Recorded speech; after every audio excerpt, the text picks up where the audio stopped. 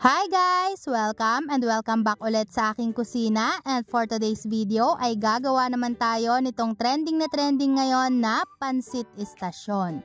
Yes mga mare, talaga nga naman sikat na sikat ngayon itong ating pansit istasyon at talaga namang pinipilahan ngayon ang ganitong pangnegosyo. Kaya naman mare, kung interesado ka rin at gusto mo ring magnegosyo ng katulad nito, tara samahan mo ko hanggang dulo. Gagamit nga tayo dito mga mare nitong Mamasitas na palabok mix at tutunawin lang natin ito sa tubig. After natin yung lagyan ng tubig mga mare, i-mix lang natin ito ng maayos and make sure lang na wala ng powder o wala ng buo-buo. Tapos kapag nga wala ng buo-buo mga mare, iset aside muna natin yan.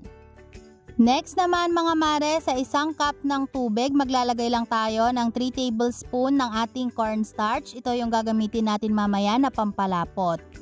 Next naman mga mare, dito sa ating pan ay naglagay lang ako ng konting mantika. Tapos nga igigisahin na natin yung ating sibuyas at bawang. At kapag nga po translucent na yan, ay pwede na nating isunod na ilagay dito yung ating tinapa flakes. Ito po yung tinapa na hinimay-himay ko lang. At gigisahin lang natin to mga mare ng mga ilang minuto. And then after ilang minutes ay pwede na nating ilagay yung ating anato powder o yung ating aswete powder. Kung wala naman po kayong anato powder, pwede kayong gumamit ng buto ng aswete. At gigisahin lang din natin to ng bahagya at pagkatapos ay maglalagay na rin ako dito ng paminta.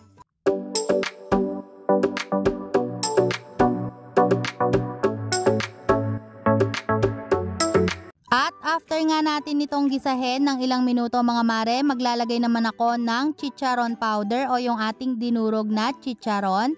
Naglalagay ako dito ng 2 to 3 tablespoon and then maglalagay din ako ng tinapa powder. Yes mga mare, naglalagay pa rin ako dito ng tinapa powder para talagang lasang-lasa natin yung tinapa. And then, next naman mga mare, maglalagay na ako dito nitong ating shrimp broth. Kung wala kayo nito ay okay lang. So sa akin naglagay lang ako dahil may available and then dadagdagan ko na lang ng tubig. At after nga nating maglagay ng tubig mga mare ay haluin lang natin ito ng maayos. Tapos ay tatakpan muna natin ito for at least 3 to 5 minutes. At after 5 minutes na pagpapakulo, ang next naman mga mare ay maglalagay na tayo dito ng mga pampalasa. So maglalagay ako dito ng shrimp cubes. And naglagay din ako mga mare ng 3 tablespoon ng oyster sauce. Tapos ay i-mix lang po natin ito ng mabuti. And then next naman mga mare, maglalagay ako dito ng 1/2 teaspoon lang nitong ating asin. Pwede po kayong mag-adjust depende sa inyong panlasa. And naglagay din po ako ng konting seasoning granules, optional lang naman. At naglagay din ako ng 1 tablespoon ng asukal para po pambalance sa lasa. Tapos ay i-mix lang natin to ng maayos mga mare hanggang sa ma-dissolve na yung mga inilagay natin dito na mga pampalasa. At kapag kumulo na to ulit, pwede na nating ilagay yung ating tinunaw kanina na palabok mix.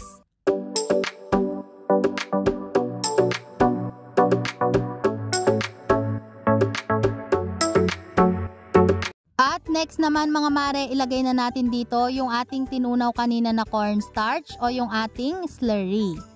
Dahan-dahan lang po dapat o paunti-unti lang dapat yung paglalagay natin dito ng slurry mga mare para matansya natin kung gaano kalapot lang yung gusto natin sa ating sauce.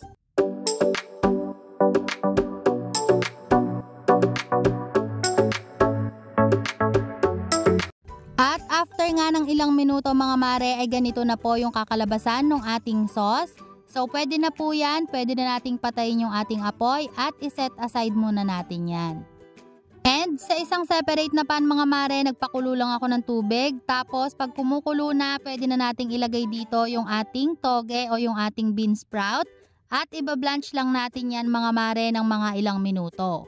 So dapat po dito ay hindi masyadong luto dahil hindi po ito masarap kapag nasobrahan sa pagkaluto.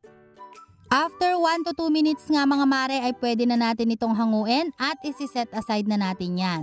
At para naman sa ating toppings mga mare, gagamit ako dito ng fried na tofu and then meron ako ditong fried garlic at yung ating dinurog na chicharon at meron din ako ditong dinurog na fish cracker.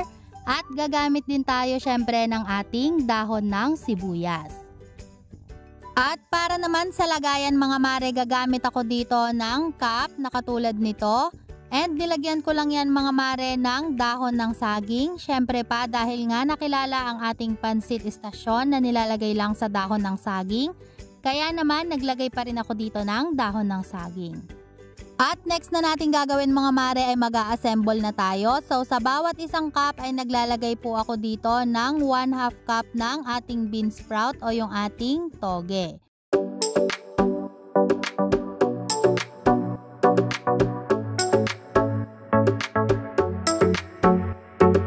Next naman mga mare, maglalagay na ako ng tag 1 tablespoon nitong ating fried tofu.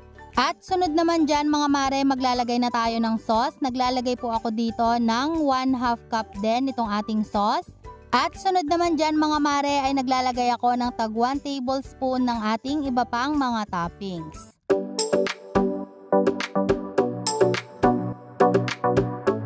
And lastly mga mare, maglalagay lang ako dito ng isang slice ng nilagang itlog at syempre yung ating kalamansi. At ganun nga lang kadali mga mare at meron na tayong pansit estasyon na pang negosyo. Para naman sa presyo nitong ating pansit estasyon, pwede nyo po itong ibenta ng 30 to 35 pesos each. So hanggang dito na lang mga mare, sana po nagustuhan nyo ang ating pang negosyo recipe for today. And thank you so much guys for watching and see you again sa ating susunod na pang negosyo recipe. God bless!